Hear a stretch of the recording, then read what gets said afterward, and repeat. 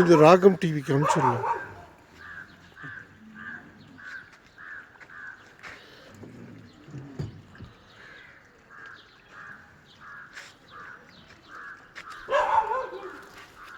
நடக்கவே முடிய மாட்டேங்குது.